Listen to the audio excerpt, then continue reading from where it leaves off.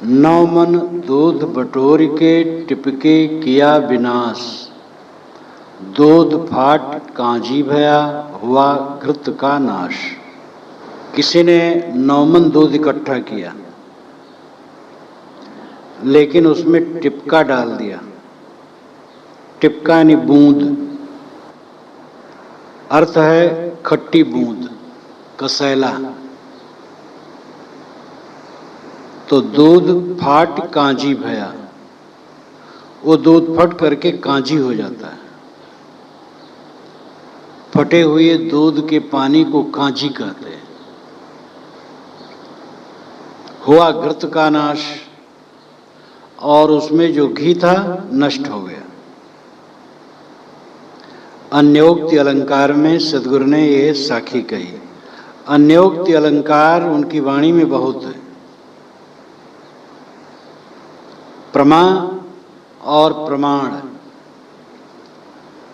प्रमा का नाम लिए बिना वे केवल प्रमाणों से बातों को कई बार समझाते जाते हैं। 9 मन दूध बटोर के, 9 मन क्या है? 5 तत्व 3 गुण, ये इन 8 को अष्टधा प्रकृत कहते हैं। पृथ्वी, जल, अग्नि, वायु, आकाश, सतरजतम, इन सबका संयुक्त स्वरूप अष्टधा प्रकृति है। और इसमें जीवात्मा का निवास, ये 9 मन दूध का इकट्ठा होना है। और टिपका पड़ने से, कसैली बूंद पड़ने से सब बेकार हो जाता है। इतना उत्तम मानव चोला जिसमें विवेक है, जीव इसमें निवास कर रहा है, स्वस्थ शरीर है, आंखें, हाथ, पैर, मस्तिष्क, दिल, दिमाग सब ठीक है। लेकिन अज्ञान का टिपका, अज्ञान की बूंद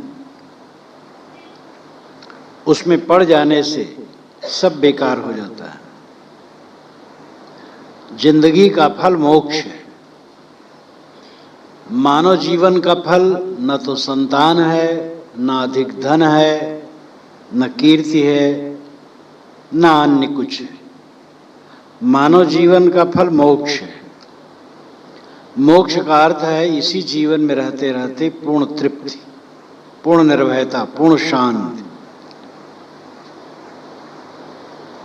और अगर ये नहीं हुआ तो सब बिगड़ गया।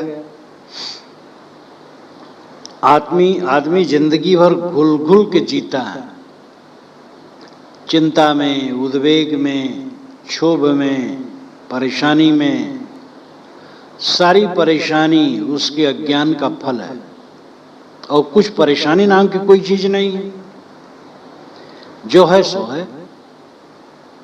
जो प्राणी मिलते हैं, पदार्थ मिलते हैं, बिछुड़ते हैं, स्वास्थ्य अस्वास्थ्य, संयोग वियोग, ये जैसा है वैसा है। उसमें परेशान होने की क्या जरूरत है? परेशान तो अविवेक का फल है। हम अपने अज्ञान से परेशान होते हैं। अज्ञान का टिपका, अज्ञान का कसैला पड़ जाने से जीवन बेकार जाता है। अष्टधा प्रकृति और जीव मिला करके जो 9 की संख्या बताई गई, इस तरह अर्थ न किया जाए तो भी अर्थ में कोई अंतर नहीं आता है। भारतीय परंपरा में 9 की संख्या कहने का प्रचलन ज्यादा है। ना 9 मन तेल इकट्ठा होगा, ना राधा नाचेंगे। 9 मन क्यों कहा जाता है? चलते चलते पग थका, नगर रहा 9 कोस। साहब ने इसी साखी प्रकरण में कहा है, चलते चलते पैर थक गए, लेकिन अभी निवास 9 कोस ही रह गया। 10 नहीं कहते हैं, 8 नहीं कहते हैं, 9 क्यों कहते हैं? संख्या के अंक 9 ही होते हैं। 10वां बिंदु होता है जिसको बढ़ा बढ़ा करके संख्याएं गिनी जाती हैं। इसलिए नौमन का लाक्षणिक अर्थ बहुत बहुत दूध इकट्ठा किया गया, लेकिन कसैला पड़ गया, सब बेकार गया। बड़ी योग्यता है, तथाकथित ऊंचे खानदान में पैदा हुए हो, स्वस्थ शरीर है, गोरे हो, चिट्टे हो, बड़ी बड़ी आंखें हैं, हाथ पैर लंबे चौड़े हैं, प्रशस्त सीना है, दंत पंक्ति सुंदर है, सब कुछ नाज नखरे शरीर के बड़े अच्छे हैं, विद्वान भी हो, बुद्धिमान भी हो, लेकिन सारी बुद्धि केवल विषय वासना तक है, सारी बुद्धि इंद्रियों के भोग तक है, आत्म उद्धार आत्म शांति के लिए है ही नहीं, तो क्या फायदा? शुअर कुत्ते वैसे इंसान। इसलिए सारी योग्यता तब बेकार हो जाती है जब आदमी अज्ञान में अपने आप को पतित करता है, इंद्रियों का लंपट होता है। जो इस काया गढ़ की लड़ाई में विजयी हो वही धन्य है। आत्म स्वस्व होना, आत्म विजयी होना जीवन का सच्चा उत्कर्ष है। कितनों मनाओ पांव पर, कितनों मनाओ रोए, हिंदू पूजे देवता तुर्क न काहू होए। साहब ऐसी ऐसी बात कहते हैं, दिल को छू लेता है। कितनों मनाओ पांव पर, कितनों मनाओ रोए, चाहे जितना पांव पड़ पड़ के मनाओ, चाहे जितना रो करके मनाओ, लेकिन हिंदू लोग मिट्टी पत्थर के देवता को पूजना नहीं छोड़ेंगे। और तुर्क न काहू होए, तुर्क तो किसी की नहीं, इसका अर्थ है शून्य में वो पुकारना नहीं छोड़ेंगे। समझ नहीं पाएंगे। हिंदू पेड़, पहाड़, नदी, तालाब, मिट्टी और पत्थर की पिंडी, गोबर तक पूजते रहते हैं। गणेश जी का रूप गोबर का बना लिया जाता है। गौरी भी, गौरी गणेश आज होते तो इन पंडितों पर मुकदमा चला देते, मेरी शक्ल गोबर की बनाई जाए, इतना अपमान। पंडित लोग गोबर भी बुझवा लेते हैं। गोबर पूजने योग्य है, पत्थर मिट्टी पानी पेड़ पहाड़ पूजने योग्य है, मनुष्य न छूने योग्य है।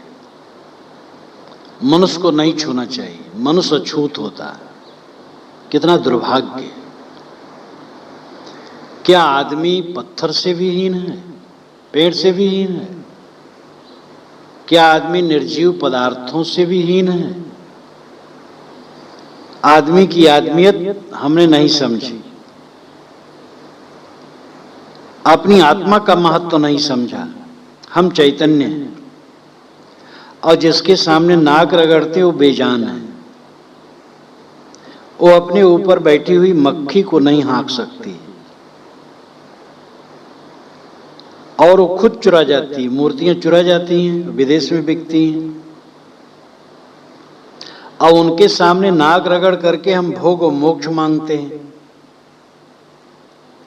दूसरे तुर्क हैं, वे शून्य में पुकारते हैं, आकाश में। स्वामी परंपरा के कोई साधक हो, दोनों हाथ उठा करके आकाश की तरफ देखते हुए पुकारते हैं। समझते आकाश में कोई बैठा है। ना आकाश में है, न मिट्टी के पिंड में, न पत्थर की पिंडी में, तुम्हारे अपने आप में। अपने आप में लौटो। तुम सबके दृष्टा साक्षी चैतन्य श्रेष्ठ हो। अपनी श्रेष्ठता को क्यों खो रखे हो? अपनी सत्ता और महत्ता को क्यों नहीं समझते हो? अगर तुम न हो तो मिट्टी पत्थर पूजे नहीं जा सकते, पेड़ पहाड़ पूजे नहीं जा सकते। तुम न हो तो आकाश में कौन पुकारे। तुम ही सबके दृष्टा साक्षी चैतन्य हो। और इतना ही नहीं, इन मिट्टी पत्थर की पिंडियों और आकाश में शून्य को खुश करने के लिए लोग बकरा काटते हैं, मुर्गा काटते हैं, भैंसा काटते हैं, सूअर काटते हैं, घोड़े काटते हैं, गाय काटते हैं। जिनको वे खुश करना चाहते हैं, खुश होने की उनमें शक्ति नहीं, वो निर्जीव हैं। और जिनको काटते हैं उनमें जान है। जानदार को काट करके बेजान को खुश करना चाहते हैं। कितनी बेसमझी। साहब दुखी होकर के कहते हैं, कितनों मनाओ पांव परी, कितनों मनाओ रोए, हिंदू पूजे देवता तुर्क न काहू होए। तुर्क न काहू होए का सीधा अर्थ है तुर्क किसी के नहीं होते। लाक्षणिक अर्थ है वह शून्य में पुकारते हैं। वह गाय को, ऊंट को, बकरे को, मुर्गे को काट करके शून्य को खुश करना चाहते हैं।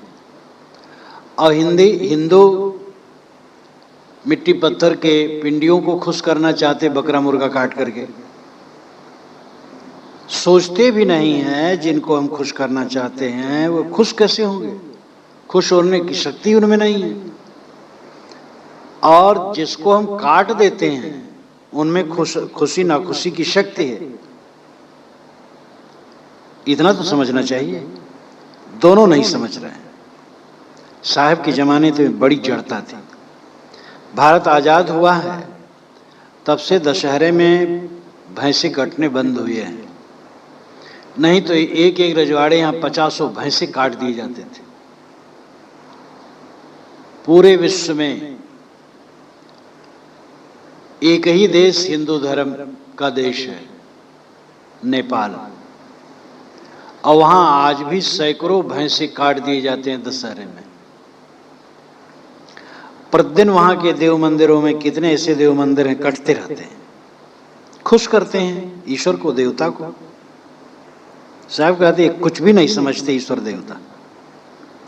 देवता तो सबके अंदर में है, प्राणियों के अंदर में है।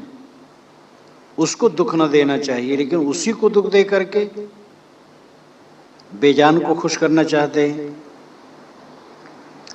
अमीर मीनाई ने कहा है, शेख कहता है बिरहमन को, बिरहमन वाको सख्त, काब और बुतखाने में पत्थर है पत्थर का जवाब। शेख महंत, मुस्लिम महंत ब्राह्मणों को उल्टा पलटा कहते हैं, ये पत्थर के पूजक हैं। लेकिन ब्राह्मण मुस्लिम महंतों को कहते हैं। अमीर मीनाई कहते हैं कि काब और बुतखाने में दोनों में पत्थर पत्थर का जवाब है। बुतखाना, बुत शब्द बुद्ध से बना है। बौद्ध मत का प्रचार ईरान इराक की तरफ भी था और मूर्तियां बुद्ध की बना करके पूजी जाती थी। बौद्धों और जैनों के मूर्त पूजन के प्रभाव से हिंदू मूर्त पूजक बना। पहले मूर्त पूजक नहीं था। बौद्धों और जैनों ने मूर्त पूजा खूब चलाई तो यहाँ के लोग भी कुछ प्रभावित हुए और मूर्त बैठाने लगे। जब मूर्त बैठाने लगे तो जो विद्वान पंडित थे घृणा करने लगे उनसे। अगर कोई ब्राह्मण नामधारी मूर्त पूजक हो तो उसको देवलक कह करके समस्त ब्रह्म कर्म से अलग कर देते थे। देवलक उनका पारिभाषिक शब्द था पंडितों का। अगर किसी ब्रह्म समाज में मूर्त पूजक ब्राह्मण आ गया तो लोग कहते देवलक है, हटाओ इसको, मूर्त पूजता है। दक्षिणी भारत में अब्राह्मण मूर्त पूजक थे, मंदिरों में वही मूर्त पूजा किया करते थे, ब्राह्मण नहीं पूजते थे। जब आमदनी उसकी बढ़ी तब ब्राह्मणों ने कहा कि ये तो ब्राह्मण ही पूज सकता, दूसरा नहीं। दूसरे अछूत उसमें प्रवेश नहीं कर सकते हैं, ये चतुर होते हैं, हर जगह जमा लेते हैं। तो बौद्धों और जैनों के प्रभाव से मूर्ति पूजा हिंदुओं में आई। बुद्ध की मूर्ति को बुद्ध उन लोगों ने कहा अपनी भाषा में, जैसे ब्राह्मण को लोग ब्राह्मण कहते हैं, इसी प्रकार बुद्ध को बुद्ध कहा, और जितने मूर्ति पूजक हैं उनको बुद्ध परस्त कहे।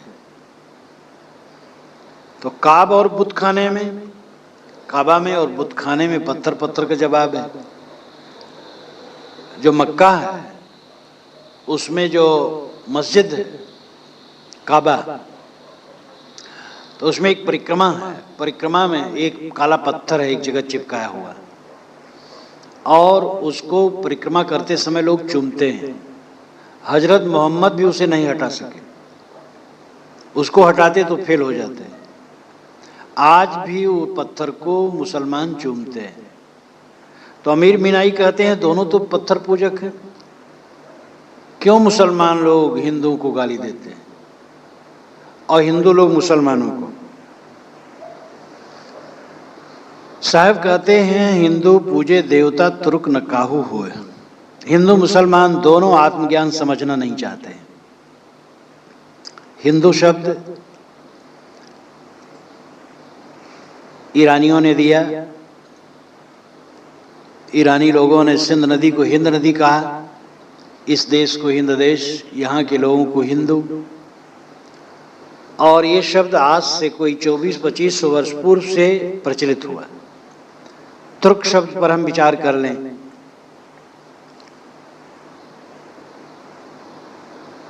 अरब के मुसलमान भारत पर हमला करने कभी नहीं आए।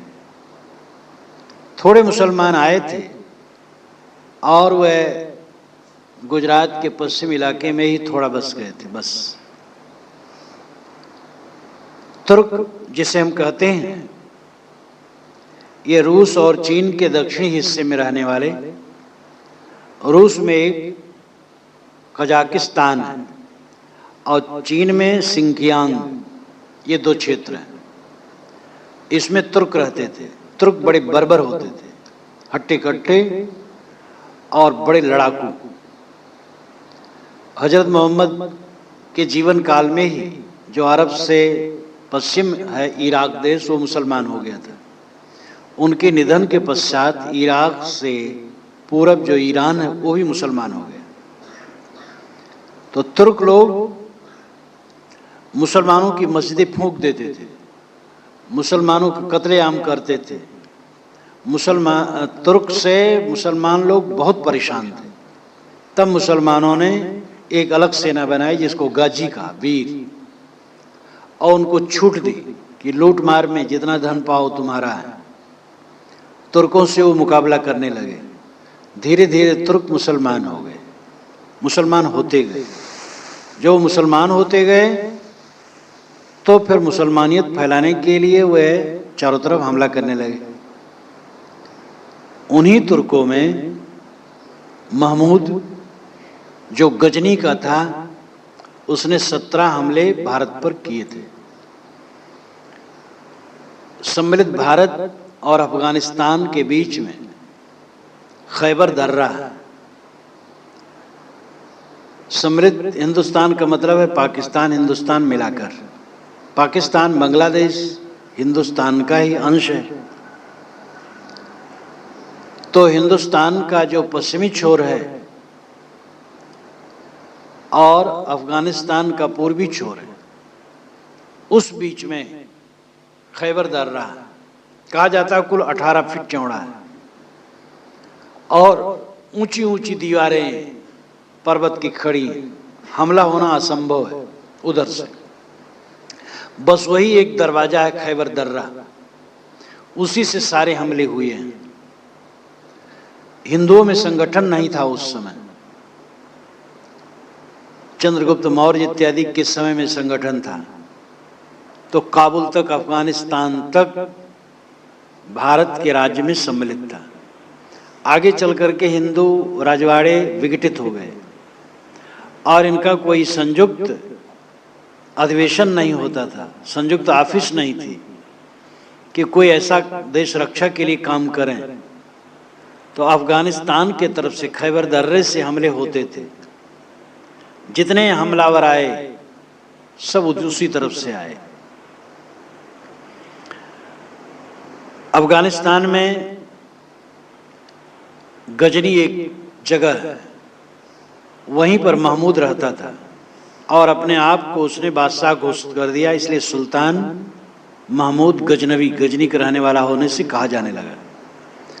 और वो गजनी को सजाने के लिए लूटमार भारत में आके करता था। यहाँ से धन ले जाता था और अपने नगर को सजाता था, बड़ी बड़ी सड़कें, भवनें, संग्रहालय सब तैयार करता था। और वो अफगानिस्तान के खैबर दर्रे से निकला है, पूरा पंजाब रौंदते हुए, सिंध पंजाब रौंदते हुए, राजस्थान का हिस्सा, गुजरात का हिस्सा रौंदते हुए, और गुजरात के पश्चिम दक्षिणी छोर पर सोमनाथ मंदिर में आया है। और वहां उसने लूटा, करोड़ों की संपत्ति लेकर के गया है। गुजरात के 10,000 गांवों की आमदनी सोमनाथ मंदिर को मिलती थी। 300 नाई रोज बाल बनाते थे आगंतुकों के। 300 गाने और नाचने वाले स्त्री पुरुष बजाने वाले वहां होते थे जब पूजा होती थी। सब कितना पागलपन था। 10,000 गांव की आमदनी, देश की सेवा लगाना चाहिए तो मंदिर में देते थे। इतना पैसा इकट्ठा था कि महमूद गजनवी ने सब पता लगा लिया था सीआईडी विभाग से, तब उसने हमला किया।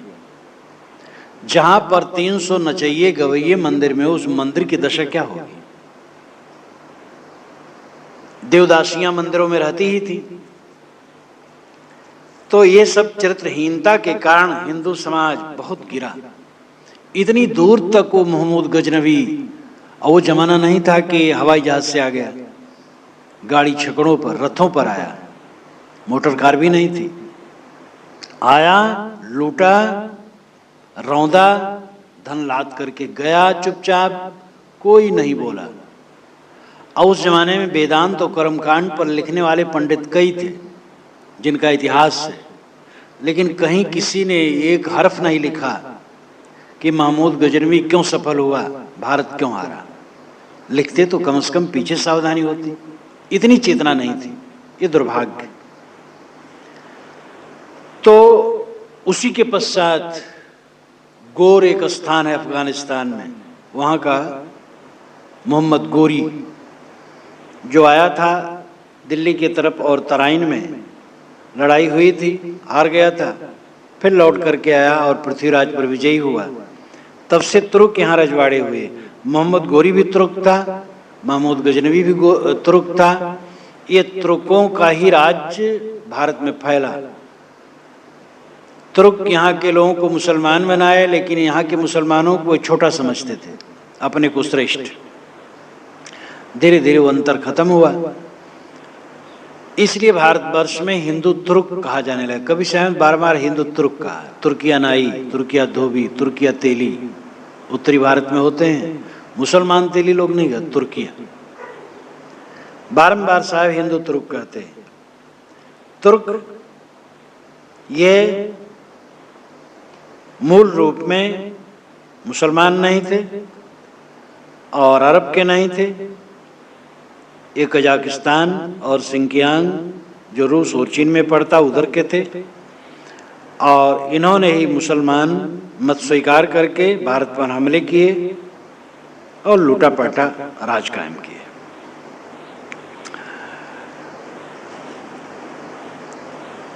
सदगुरु कहते हैं कि जब तक कोई आत्मज्ञान को नहीं समझता है तब तक उसका उद्धार नहीं। आदमी भटक रहा है बाहर।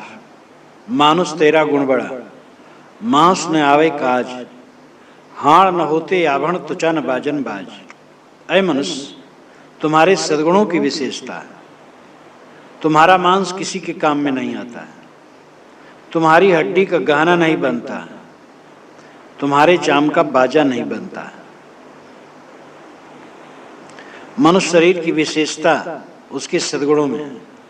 बैल, घोड़े, हाथी, बकरे, और जानवरों के शरीर के अंग मरने पर काम आ जाते हैं। आदमी के शरीर के अंग कोई अवयव किसी काम में नहीं आता है। सबसे निकम्मा, सबसे कमजोर, सबसे गंदा मानव का शरीर है। मनुष्य 4 दिन न नहाए तो गंधाने लगेगा, और जानवर हैं कभी नहीं नहाते हैं, कभी नहीं गंधाते हैं। मनुष्य मंजन न करे, दांत कितने काले कलूटे हो जाएंगे। कोई जानवर मंजन नहीं करता, लेकिन उनके दांत चमकते हैं। जानवर का बच्चा पैदा हो, पानी में फेंक दो, तैर जाएगा। आदमी का बच्चा तैरना न सीखे, कभी नहीं तैर सकता। आदमी सबसे कमजोर है, उसका शरीर सबसे निकम्मा और गंदा है, लेकिन उसमें एक विशेषता है, मन और वाणी की महान शक्ति। मन की शक्ति विवेक और चिंतन उसमें है, वाणी की शक्ति अपनी भावनाओं को व्यक्त करने की शक्ति है। और ये दोनों शक्तियां मनुष्य को महान बना दिया है। भगवान की घटना, परमात्मा की घटना, ब्रह्म की घटना, मोक्ष की घटना, निर्वाण और शांति की घटना मानव जीवन में होती है और किसी जीवन में नहीं होती। जो जीवात्मा मानव शरीर में है, जो जीवात्मा मानव शरीर में है, उसी ढंग का जीवात्मा चींटी मकोड़ों में भी है, हाथी घोड़ों में भी है। लेकिन वहाँ ऐसा साधन नहीं कि उस परमात्मत्व का उद्घाटन हो, उस शिवत्व का उद्घाटन हो। मानव शरीर में ही शिवत्व का उद्घाटन होता है। ऐसा मानो केवल भोगों में अपने जीवन को खो रहा है, केवल दुनिया के हान लाभ में खो रहा है, जो सपने के समान है और जो अंत में साथ नहीं, जिनमें पच-पच के आदमी जीवन भर मरता है, अंत में उसी से कष्ट पाता है। इस संसार का सारा व्यापार उसका निरर्थक होता है। झूठे लेना, झूठे देना, झूठे भोजन, झूठ चबैना। गोस्वामी जी कहते हैं तुम्हारा लेना देना, चबैना और भोजन सब झूठ। तो सदगुरु कहते हैं ऐ मनुष्य, तेरे सद्गुणों की विशेषता है दया, क्षमा, शील, धीरज, विवेक, आत्मज्ञान, संयम, आत्मनिग्रह, आत्मशांति। इन सद्गुणों की विशेषता है। तेरा मांस किसी काम में नहीं आता है, हाड़ काम में नहीं आता है, चाम काम में नहीं आता है। जो काम में नहीं आता है उसी के अहंकार में तो डूबा है। चाम को देखकर, बाल को देखकर, अपने सीने और हाथ और कलाई को देखकर जो गंदगी का पिटारा है। और आदमी इतना अपने को गिरा लिया है। पशु पक्षी का आहार विहार संयमित है, आदमी को भी संयमित नहीं है। जो पशु पक्षी मांस खाते वही खाते हैं। मनुष्य अन्न भी खाता है, मांस भी खाता है, और मांस से नहीं खाता और तंबाकू भी खाता है, बीड़ी भी पीता है, सिगरेट भी पीता है, शराब भी पी लेता है। कैसा गिरा हुआ है। मांसाहारी तो कह सकते हैं मांस में प्रोटीन होता है, तंबाकू खाने वाले क्या कहेंगे? तंबाकू में तो निकोटीन होता है, जहर। तो आदमी अपने आप को जितना गिराया है किसी ने नहीं गिराया है। सद्गुरु कहते हैं तो मनुष्य हो, मनुष्यता धारण करो, तब तुम्हारी विशेषता है। जो मोहि जाने ताहि में जानो, लोक वेद का कहा न मानो। ये एकदम डंके की चोट पर जोर से, जो मोहि जाने ताहि में जानो, लोक वेद का कहा न मानो। जो मुझे जानता है उसको मैं जानता हूं, लोक वेद का कहा नहीं मानता हूं। जो मेरे विचारों को समझता है, सत्य को ग्रहण करता है उसको मैं स्वीकारता हूँ। उसके स्वीकारने में लोक और वेद आड़े आए तो मैं नहीं मानता। इतना निर्भय होने की जरूरत है, तब सत्य का मोती मिलेगा। लोक और वेद, लोक संसार का प्रचलन, वेद धर्मशास्त्र। वेद का मतलब यहाँ ऋग्यजु साम अथर्व नहीं, वेद का मतलब है धर्मशास्त्र, पुस्तकें जो प्रमाण मानी जाती हैं। मेरे पास मानो कोई सज्जन आया और वो मेरे विचारों को स्वीकारता है। अब मैं उसको कहता हूं तुम सवर्ण नहीं हो, तुम्हारा पानी नहीं चलता है, इसलिए जरा तुम बाहर बैठ जाओ, कुल्हड़ में तुम्हें पानी दिया जाए, पथरी में भोजन दे दिया जाएगा। वो कहता महाराज मैं सदाचारी हूं, आपके शिष्य हूं, मदरा मांस क्या पान तक नहीं खाता हूं। मैं कहता हूं बात तो ठीक कहते हो, लेकिन मर्यादा, लोक मर्यादा, तुम अछूत हो इसलिए तुम अलग बैठो, ये लोक मर्यादा है। शास्त्रों में भी लिखा है ये शूद्र अछूत होता है। साहब कहते मैं ये नहीं मानता, लिखा है लिखा रहे,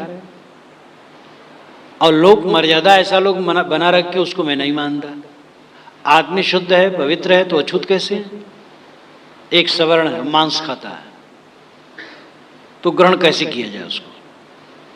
और एक असवर्ण जिसे कहते हैं, चमार भंगी जिसे कह लो, लेकिन शुद्ध है, भक्त है, सदाचारी है, उसको अलग कैसे करें? तो मैं लोक वेद को नहीं मानता, मैं न्याय को मानता हूं। लोक वेद को न मानने वाले कितने उदंड हैं। वह स्तर कबीर का नहीं। कबीर आस्थावान है, आत्मस्तित्व मानते हैं, पुनर्जन्म मानते हैं, कर्म फल भोग मानते हैं, बंध मोक्ष मानते हैं, सदाचार मानते हैं, दैवी संपदा मानते हैं, धर्म कर्म मानते हैं, और जीवन भर पवित्र रहना मानते हैं। लोग वेद को न मान करके उद्दंड लोग बहुत हैं, वे तो अपना विनाश करते हैं। लेकिन जो नीति में चल करके, सदाचार में चल करके, आत्मज्ञान के पथ में चल करके उस अंश को प्रश्रय नहीं देता जो हानिकारी है, भले लोग वेद उसमें आड़े आए, कोई परवाह नहीं। और ये बात वैदिक साहित्य में भी है, पुराने ऋषियों में भी है जदा कदा। कबीर साहब भारतीय इतिहास में अद्वितीय, इनका जोड़ा इतना मिलना मुश्किल है, ये सभी लोग मानते, पंडित लोग ही मानते हैं। लेकिन पंडित परंपरा में, वैदिक परंपरा में ये बात नहीं रही है, ऐसी बात नहीं। 55 मुद्दे ऐसे हैं जो वैदिक हैं और कलिवर्ज कह करके पंडितों ने तिरस्कृत कर दिया है। वेद से समर्थित 55 मुद्दे हैं जिसको पंडित लोग स्वीकारते नहीं, कहते कलिवर्ज है, कलकाल में नहीं चलता। कोमलता से कहते हैं भाई पहले चलता था, ठीक है, सज्जुग था, आज कलकाल है, ये नहीं चलता है। जैसे अतिथि आया तो उसको मधुपर्क में दही और शहद मिला करके मधुपर्क बनता है। लेकिन उच्च ब्राह्मण आया, राजा आया, दामाद आया, बड़ा ऋषि आया, तो उसके लिए बैल का मांस, बकरे का मांस मधुपर्क में दिया जाता था। ये धर्म ग्रंथों में लिखा है।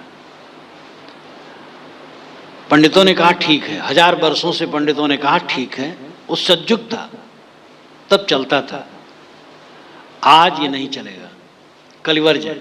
नियोग प्रथा थी, महाभारत के सभी पात्र प्रायः नियोग से पैदा किए गए।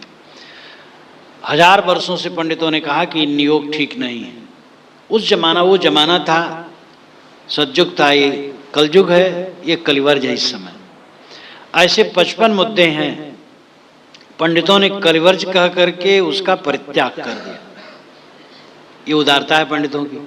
जो लोग कहते हैं पंडित एकदम जड़ होते हैं, उनके लिए भी समाधान है कि जड़ नहीं होते हैं एकदम, उनमें भी चिंतक होते हैं। और जो कहते हैं कि हम शास्त्रों की बात बिल्कुल चलेंगे उस पर, इसको तिरस्कृत नहीं कर सकते। उनके लिए भी मुंहतोड़ जवाब है कि 55 शास्त्रों के वचनों को पंडितों ने रद्द कर दिया। अश्वमेध यज्ञ में 300 पशु कटते थे, आज अश्वमेध यज्ञ नहीं होता। इसलिए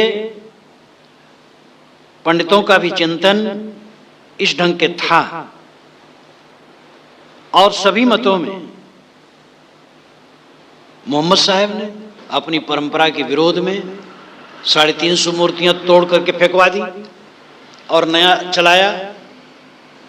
ईसा वहां के मंदिर में पशु रखे जाते थे, बेचे जाते थे, उनका वध होता था, और ईसा ने एक रस्सी को ऐंठ करके कोड़ा बनाया और सभी पशुओं को खोल करके उनको मार मार करके खदेड़ दिया और कहा यहां व्यापार ऐसा करना चाहिए जीववध का। तो हर जगह ऐसा हुआ। पुरानी गलत बातों को छोड़ करके आगे बढ़े। सौभर ऋषि हैं एक वेद के, वे कहते हैं यदग्ने मर्तस्तम श्यामहम मित्रो अमर्तः ना में अस्तोता मतीवा ना दुरित स्यादग्ने न पापया। अय देवता, अय अमर देवता अग्नि, अगर तुम मरणधर्मा मनुष्य होते और मैं अमर देवता होता तो जानते हो क्या करता? ना मैं अस्तोता मतीवा ना दुरित स्यादग्ने न पापया। मेरी स्तुति करने वाला निर्बुद्धि न होता, दुख में डूबा न होता और पाप में लिप्त न होता। लेकिन दुर्भाग्य है, तुम देवता हो और मैं मरणधर्मा मनुष्य हूं, और प्रार्थना करते करते मैं थका जा रहा हूं। न मेरी बुद्धि सुधरी, न मेरा पाप गया, न मेरा दुख गया। लेकिन अय देवता, अगर मैं देवता होता और तुम मनुष्य होते तो मैं तेरा उद्धार कर देता। ये वेद के ऋषि सौभर फटकारते हैं देवताओं को, उनको संतोष नहीं हुआ। कद्रतम कदामृतम का प्रतना का आहुति ही। ऋषि और कहता है तुम्हारा रित कहाँ गया, तुम्हारा अमृत कहाँ गया, ये आहुतियां कहाँ गई? स्वाहा स्वाहा करते करते हमारी जिंदगी बीत रही है और तुम कुछ मेरे लिए नहीं कर पा रहे। ये फटकार ऋषियों का है, देवताओं का। और खूब कस करके ईश्वर की सिद्धि उसमें की। ईश्वर की उपासना वो करते रहे और बहुत दिनों की ईश्वर की उपासना के बाद उनको लाभ नहीं हुआ, तो बहुत दुखी हुए, क्षोभित हुए ईश्वर के प्रति। उन्होंने कहा ऐश्वर्य मदमत्तोवस् मम विज्ञावर्त से पराक्रांतेषु बौद्धेषु मदधीना तो स्थिति। अय ईश्वर, तुम अपने ऐश्वर्य के घमंड में उन्मादी हो गए हो। ऐश्वर्य मदमत्तोवस् मम विज्ञावर्त से, मेरी अवज्ञा कर रहे हो, मेरी अवहेलना कर रहे हो। पराक्रांतेषु बौद्धेषु मदधीना तो स्थिति। तुम बौद्धों द्वारा रगड़े जा रहे थे, मैंने ही तेरी जान बचाई, और मैं इतना दिन उपासना करते करते थक गया, तो मेरे लिए कुछ नहीं ध्यान दे रहे। ये उदयनाचार्य ईश्वर को फटकारते हैं। कितना अद्भुत है। ऐश्वर्य मदमत्तोवस् मम विज्ञावर्त से। ईश्वर, तुम अपने ऐश्वर्य में उन्मत्त हो गए हो, मेरी अवहेलना कर रहे हो। पराक्रांतेषु बौद्धेषु, बौद्धों द्वारा तुम रगड़े जा रहे थे। मदधीना तो स्थिति, मेरे अधीन तुम्हारी स्थिति हुई, मैंने ही तुमको जिला के रखा है और तुम मेरे लिए कोई परवाह नहीं कर रहे हो। ये फटकार ईश्वर के लिए उदयनाचार्य का है। तो आदमी जब देखता है तत्रापरा ऋग्वेदो यजुर्वेदः साम वेदो अथर्ववेदः शिक्षा कल्पो व्याकरण निरंतो छंदो ज्योतिषमित अथपरा यजा तदक्षरम अधिगम्यते। ये मांडूक्य उपनिषद के ऋषि कहते हैं चारों वेद, छहो वेदांग, अपरा विद्या सांसारिक विद्या है। तदक्षरम अधिगम्यते, जिससे अविनाशी का बोध होता है, वो तो इससे परे है, वेदों से परे है। ये कितना इनकलाब है। श्रीमद् भागवत जो भक्ति का ग्रंथ है, वो कहता तथैव राजन्योरगार मेध विदान विद्योर विजृंभितेषु ना वेदवादेषु ही तत्ववाद प्राण शुद्ध नु च कास्ति साधु। लौकिक व्यवहार के समान ही वैदिक व्यवहार भी सत्य नहीं है, क्योंकि वेद वाक्य प्रायः गृहस्थ जनोचित यज्ञ विधि के विस्तार में ही व्यस्त है। राग द्वेष दोषों से रहित विशुद्ध तत्व ज्ञान की पूरी अभिव्यक्ति उनमें भी नहीं है। इस प्रकार भागवतकार भी कहते हैं, नाह्यागमाः सहस्म घटम पठितम इष्टे। ये भामतीकार जो शंकराचार्य ने वेदांत का भाष्य किया, उस भाष्य पर भाष्य वाचस्पति मिश्र ने किया, जिसको भामती कहते हैं। उस भाष्य को भामती वाचस्पति मिश्र की पत्नी का नाम था। उन्होंने कहा, तुम तो ठीक है भाष्य कर रहे हो, तुम्हारा नाम फैलेगा, मुझे कौन जानता है। उन्होंने कहा, चलो तुम्हारे नाम से मैं भाष्य का नाम रख देता हूं। तो अपने भाष्य का नाम उन्होंने भामती रखा। और वाचस्पति मिश्र सर्वदर्शन कानन पंचानन माने जाते हैं। सभी दर्शनों में सिंह, सभी दर्शनों के जंगल में सिंह, महान विद्वान। और जब जहां जिस शास्त्र का अर्थ किया उसी ढंग से किया, छल नहीं किया। और वे कहते हैं कि हजारों वेद वचन घड़े को कपड़ा नहीं बना सकते। ना यागमाः सहस्म घटम पठितम इष्टे। हजारों वेद वचन क्या घड़े को कपड़ा बना देंगे? हजारों वेद वचन का प्रमाण दे करके क्या इलाहाबाद को लखनऊ बना दिया जाएगा? इसलिए वेद वचन अपनी जगह ठीक है, परंतु अन्यथा नहीं कर सकते। तो ये सब उदाहरण देने का मतलब यह है कि स्वतंत्र चिंतन के सूत्र जगह जगह हैं। कबीर साहब इसमें बहुत निर्भीक फड़ाक सिखाने वाले हैं। वे कहते हैं, जो मुझ जाने ताहि में जानो, लोग वेद का कहा न मानो। लोग और शास्त्र की मर्यादा बीच में आए, अब अगर उचित नहीं तो मैं नहीं मानते। जैसे देव पूजन में पशुवध शास्त्र में लिखा है, साहब कहते मैं नहीं मानता। जैसे शास्त्रों में लिखा है कि अमुक जात का आदमी पूज्य होता है चाहे वो कितना हीन हो, और अमुक जात का आदमी अपूज्य होता चाहे कितना अच्छा हो, साहब कहते मैं इसको नहीं मानता। तो लोग और वेद जहां सत्य का वध करने लगे, उनसे आगे बढ़ जाना संत का काम है, जिससे समाज को प्रकाश मिले। और ऋषियों ने भी ये रास्ता दिखाया है। यज्ञों में जितने पशुवध होते थे, उसका खंडन करके ऋषियों ने अहिंसा व्रत चलाया। उपनिषद चिंतन, भागवत चिंतन, बौद्ध चिंतन, जैन चिंतन, ये यज्ञों से हट करके हुआ। ब्राह्मण लोग यज्ञ करते थे, घोर पशुवध करते। एक यज्ञशाला बूचड़ खाना बन जाती थी, सैकड़ों पशु कटते थे। उपनिषद चिंतन इसके विरुद्ध में है। भागवत चिंतन कृष्ण उपासना और राम उपासना इसके विरुद्ध में है। बौद्धों जैनों का चिंतन इससे विरुद्ध में है। सबकी उत्पत्ति धरती सब जीवन प्रतिपाल। धरती न जाने आप गुण ऐसा गुरु विचार। धरती जानते आप गुण कधी न होती डोल। तिल तिल गर्वी होती रहती ठिकों की मोल। सबकी उत्पत्ति धरती से होती है और धरती सब जीवन का प्रतिपाल करती है। लेकिन ऐसी धरती अपने गुण को नहीं जानती। धरती न जाने आप गुण ऐसा गुरु विचार, ऐसा श्रेष्ठ विचार वो नहीं समझ पाती है।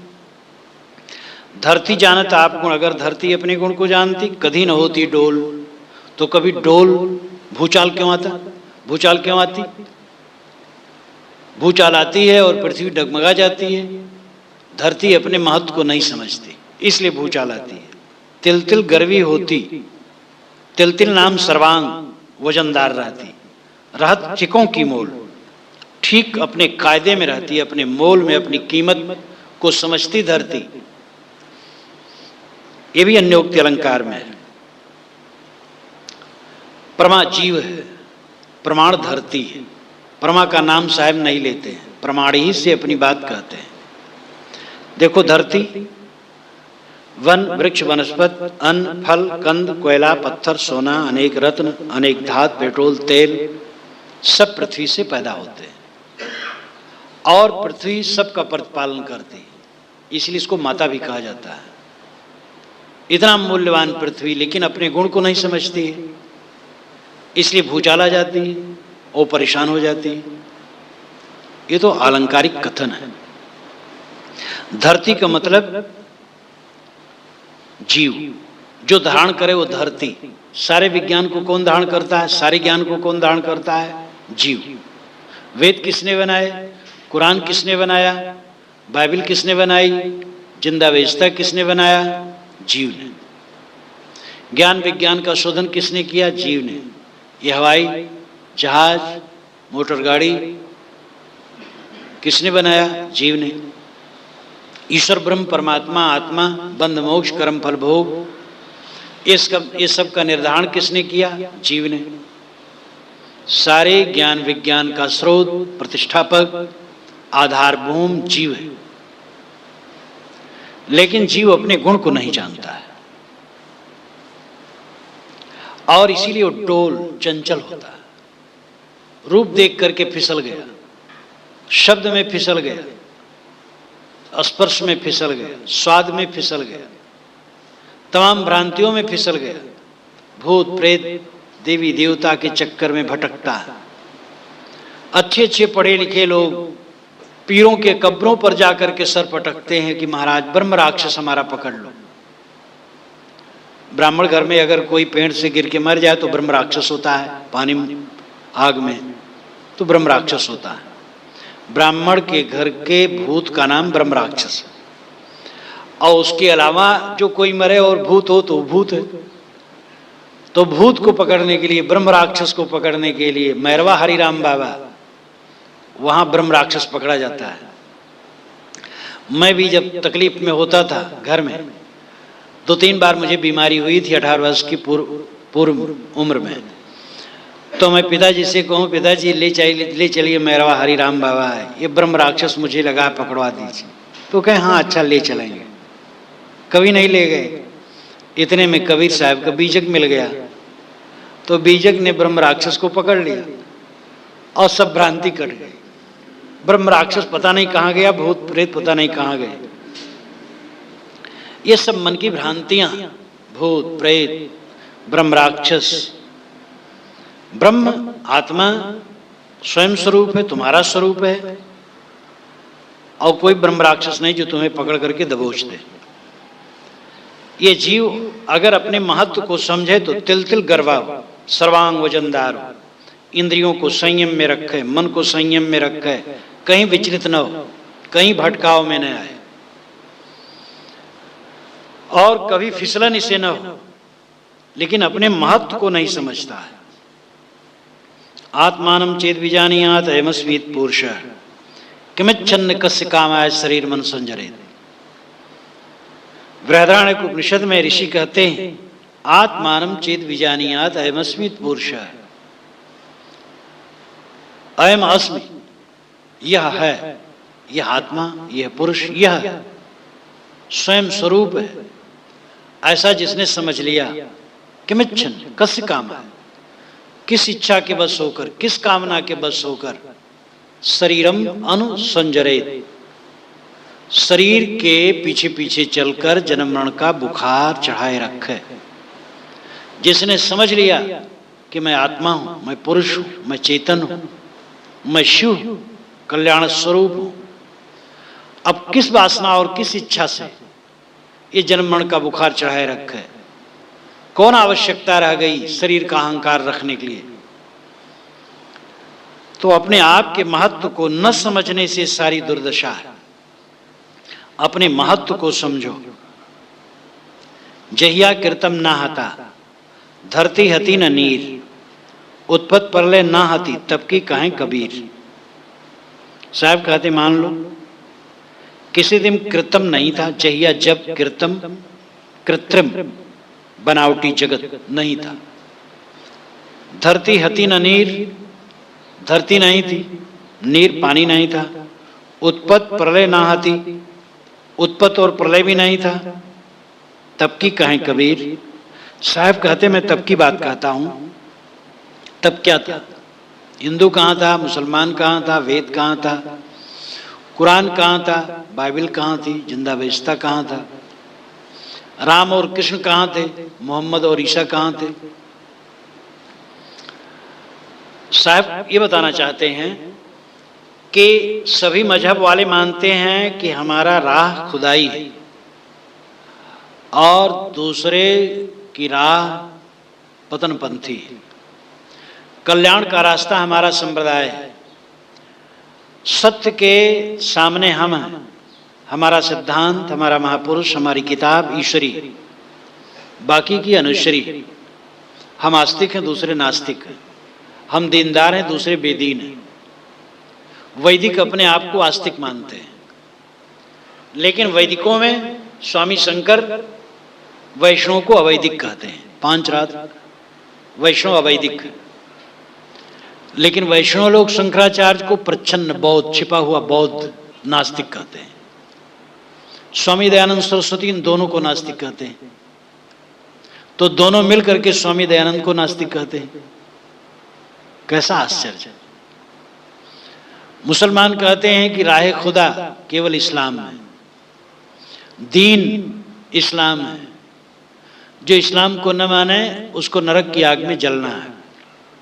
लेकिन उसमें शिया और सुन्नी में इतना संघर्ष है कि एक दूसरे को नरकपंथी बताते हैं। और इतना ही नहीं है, 63 फिरके हैं उनमें।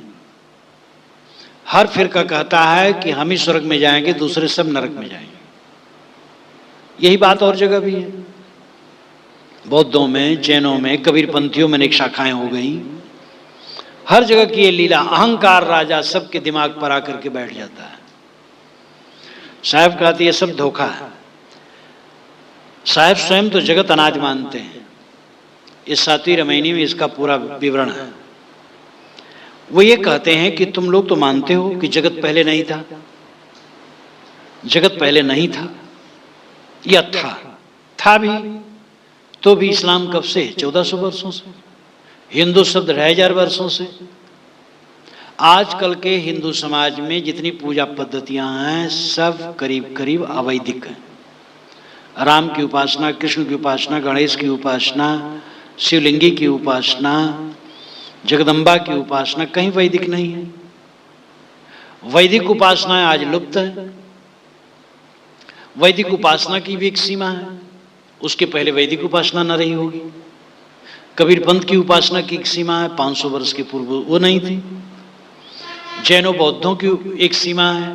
सारे संप्रदाय किसी देश और काल में निर्मित होते हैं, लेकिन धर्म देश और काल की सीमा से बाहर व्यापक होता है।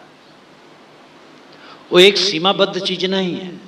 मोक्ष न कबीरपंथियों के अधिकार में, न वैष्णव के, न बौद्धों के, न जैनों के, न इस्लामियों के, न वैदिकों के, न अवैदिकों के। वासना बंधन है, उसका त्याग करना मोक्ष है। सत्य का बोध जिसको मिले उसी का कल्याण है। साहब कहते हैं कि मान लो एक कृत्रिम जगत नहीं था, धरती नहीं थी, पानी नहीं था, उत्पत्ति प्रलय नहीं थे, तब तुम्हारा मत कहां था? तुम्हारी किताब कहां थी? तुम्हारा कल्पित भगवान कहां था? सब अलग अलग भगवान मान बैठे। सार्वभौमिक परमात्मा सत्य वो है, सबके अंदर का आत्मा परमात्मा। हिंदुओं का ईश्वर, मुसलमानों का ईश्वर, ईसाइयों का ईश्वर, यहूदियों का ईश्वर, ये कोई बात हुई? क्या हिंदुओं का पानी होता है और मुसलमानों का पानी होता है? हिंदुओं का आकाश होता है और मुसलमानों का आकाश होता है? आकाश तो सबका आकाश होता है। इसलिए परमात्मा सबका परमात्मा होता है। वो आत्मा की शुद्ध अवस्था, जब आत्मा की शुद्ध अवस्था आई वही परमात्मा अवस्था है। और वो कोई भी करे उसी को उद्धार है। सदगुरु चाहिए जो रास्ता दिखाए। इसलिए घमंड छोड़ो अपने संप्रदाय का और निश्चल सदाचारी बनो। जिसको आत्मज्ञान होगा, सदाचार होगा, वासना की निवृत्ति होगी, उसी कल्याण होगा। और किसी संप्रदाय की मुहर लगवाने से, घमंड करने से कुछ फायदा होने वाला नहीं है। दुनिया में कोई नास्तिक नहीं है।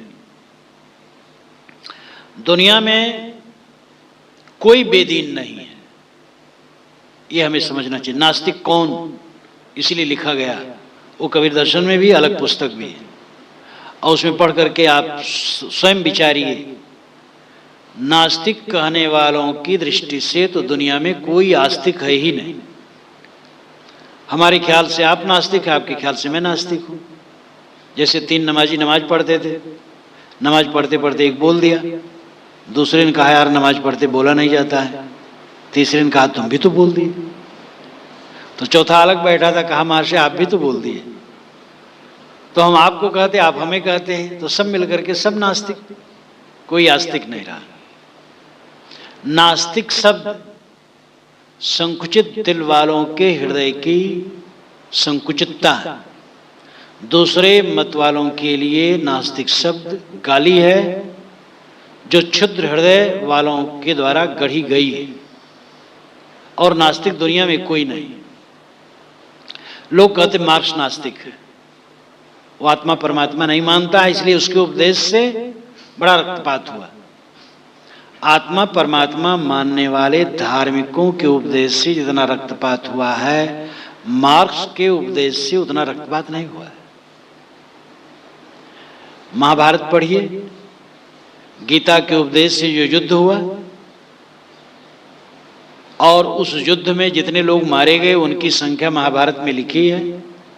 पूरी दुनिया की सृष्टि मानव की नहीं है जितना लिखा है। राम रावण की लड़ाई में जितने लोग मारे गए हैं उसकी भी गणना असंभव है। मुसलमानों ने जितना रक्तपात किया तो इतिहास सिद्ध बात है। रामायण महाभारत की बात तो इतिहास के बाहर है, और उसमें अतिशयोक्तियां भी हैं। इस्लाम ईसाइयत तो इतिहास के अंदर है।